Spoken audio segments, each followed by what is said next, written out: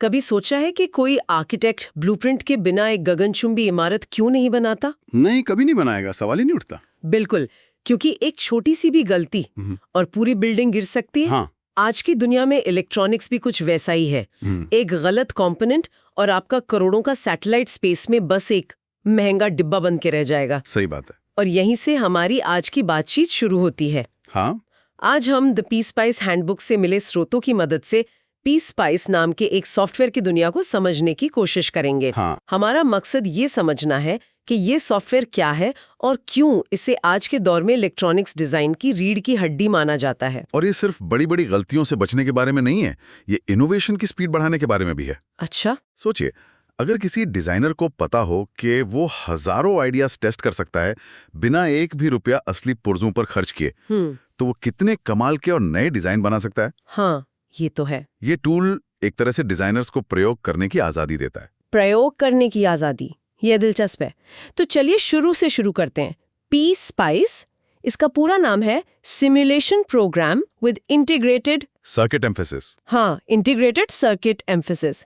नाम थोड़ा भारी भरकम लगता है, लेकिन ये असल में है क्या? इसे समझने का सबसे आसान तरीका है इसे एक डिजिटल सैंडबॉक्स की तरह देखना। एक वर्चुअल लैब? बिल्कुल।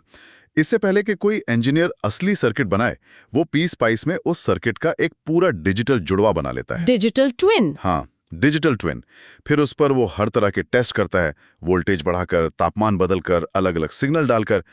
ये सब कुछ कंप्यूटर के अंदर ही होता है। मतलब बिना किसी धुएं या स्पार्क के आप सर्किट को उसकी हद तक टेस्ट कर सकते हैं।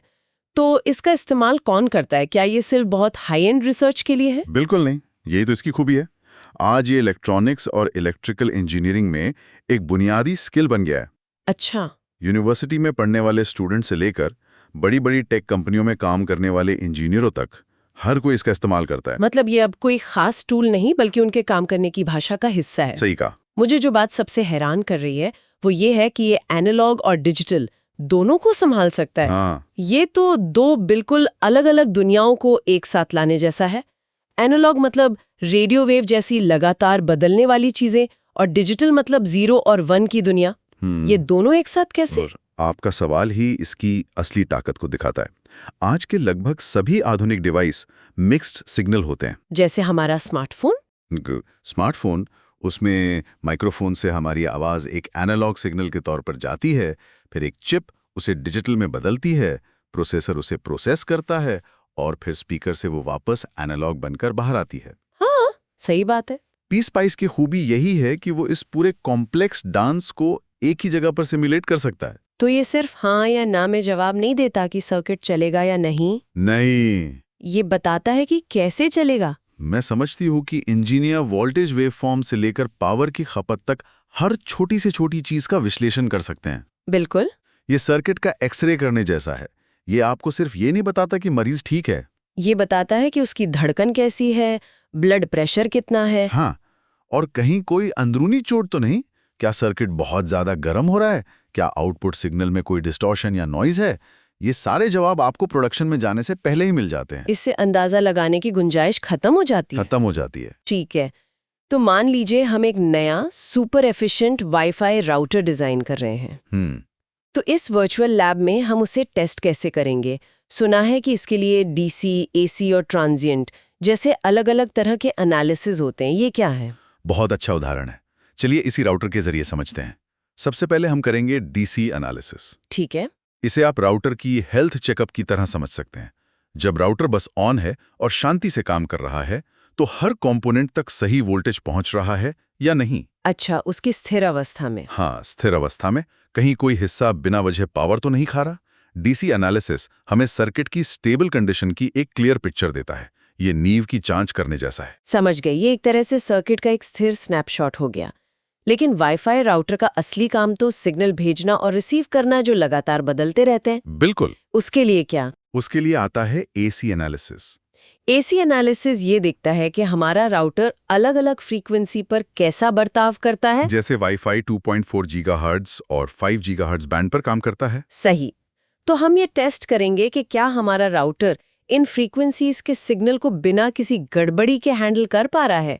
क्या वो आस पड़ोस के दूसरे सिग्नल्स, मतलब इंटरफियरेंस, को सही से रिजेक्ट कर रहा है। अच्छा। ये ऑडियो एम्पलीफायर या रेडियो फिल्टर के लिए भी बहुत जरूरी है। ये सर्किट की डायनामिक क्षमताओं को परखता है।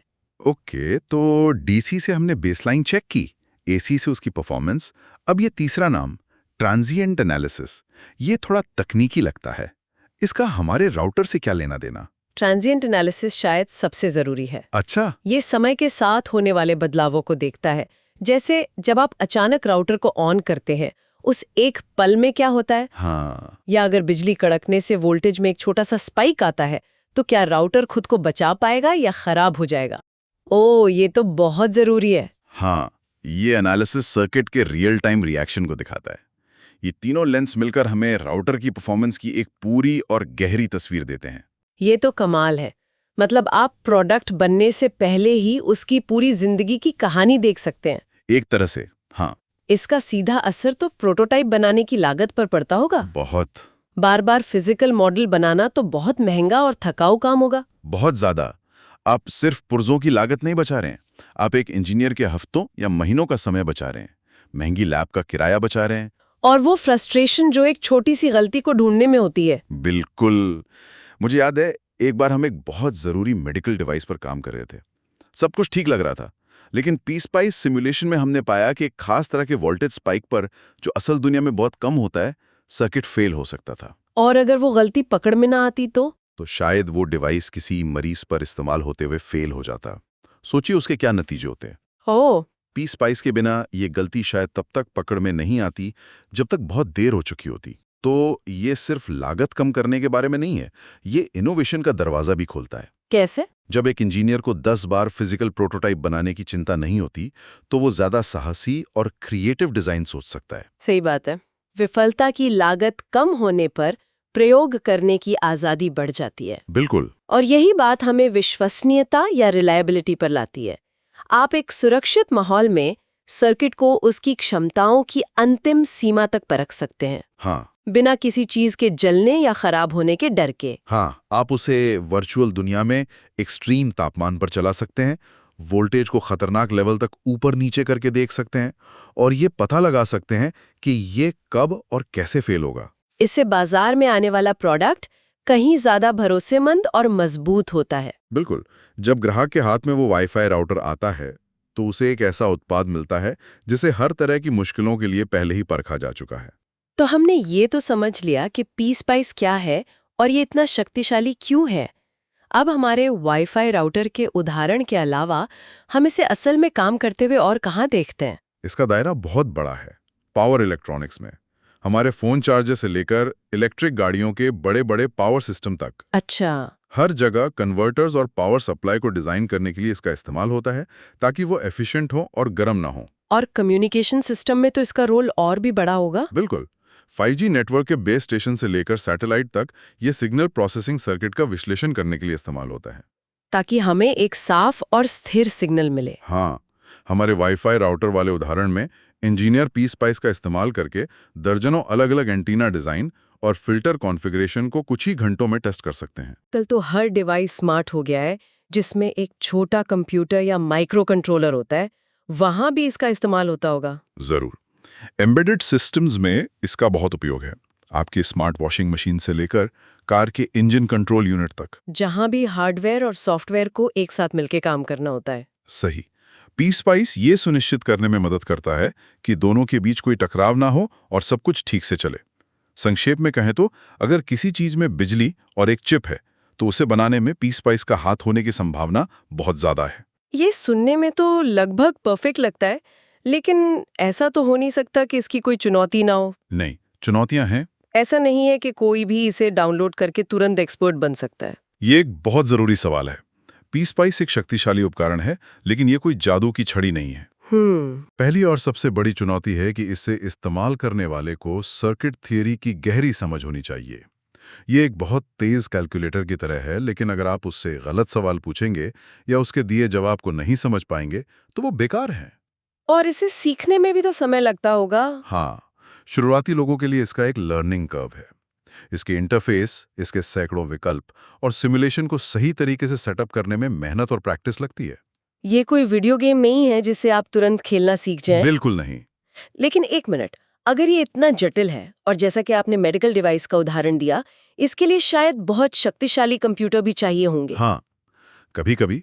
तो क्या ये छोटे स्टार्टअप्स या व्यक्तिगत डिजाइनरों की पहुंच से बाहर नहीं हो जाता? क्या ये सिर्फ बड़ी कंपनियों का ही खेल है? ये एक बहुत ही जायज चिंता है और कुछ हद तक ये सही भी है। बहुत बड़े और कॉम्प्लेक्स सिमुलेशन, जैसे कि एक पूरे माइक्रो प्रोसेसर का सिमुलेशन, उसके लिए तो सुपर कंप्यूटर लगते होंगे। हाँ, उसके लिए वाकई बहुत शक्तिशाली कंप्यूटिंग रिसोर्स की जरूरत होती है, जो घंटों या दिनों तक चल सकते हैं। लेकिन अच्छी बात यह है कि अब पीस्पाइस के कई वर्जन उपलब्ध हैं। अच्छा। जिनमें स्टूडेंट्स और छोटे बिजनेसेस के लिए कम फीचर्स वाले या मुफ्त वर्जन भी शामिल हैं। तो हाँ, बड़ी कंपनियां इसका ज्यादा फायदा उठा सकती हैं, लेकिन ये अब सिर्फ उन्हीं का खेल नहीं रहा। मतलब टेक्नोलॉजी की पहुंच बड़ी है। बड़ी है। तो अगर हम आज की पूरी बातचीत को समेटें, पीस्पाइस एक गेम चेंजर टूल है। ये इंजीनियरों को एक वर्चुअल दुनिया देता है जहां वो किसी भी इलेक्ट्रॉनिक सर्किट को बनाने, टेस्ट करने और परफेक्ट बनाने का काम कर सकते हैं। वो भी फिजिकल हार्डवेयर को छुए बिना। हाँ, ये पैसा बचाता है, बेशकीमती समय बचाता है और सबसे जरूरी, बेहतर और ज्यादा भरोसेमंद प्रोडक्ट बनाने में मदद करता है। बिल्कुल। यहाँ जो सबसे आकर्षक बात है वो उस मानसिकता में आए बदलाव को दिखाती है। किस तरह का बदलाव? हम बनाकर देखो और गलती से सीखो वाली फिजिकल दुनिया से निकलकर एक सटीक डेटा पर आधारित वर्चुअल दुनिया में आ गए हैं। ये सिर्फ एक टूल नहीं है, ये डिजाइन करने के तरीके में एक मूलभूत बदलाव है। ये आधुनिक इलेक्ट्रॉनिक्स की नींव है। सुनने वालों के लिए सोचने के लिए एक अंतिम विचार। स्रोत इस बारे में बात करता है कि हम मौजूदा डिजाइनों को कैसे सिमुलेट करते हैं। हाँ। लेकिन ये एक ज्यादा बड़ा सवाल खड़ा करता है। हाँ। जैसे जैसे एआई और मशीन लर्निंग इन सॉफ्टवेयर्स के साथ और गहराई से जुड़ते जाएंगे, क्या पीस्पाइस जैसे उपकरण सिर्फ इंसानों के बनाए डिजाइनों का टेस्टिंग करने तक ही सीमित रहेंगे, या फिर वो खुद से नए, ज्यादा कुशल और शायद ऐसे सर्किट डिजाइन बनाना शुरू कर देंगे जिनके बारे में हमने कभी सोचा भी नहीं है। उस भविष्य में इलेक्ट्रॉनिक डिजाइन कैसा दिखेगा जब आपका सिमुलेटर खुद एक इनोवेटर बन जाए?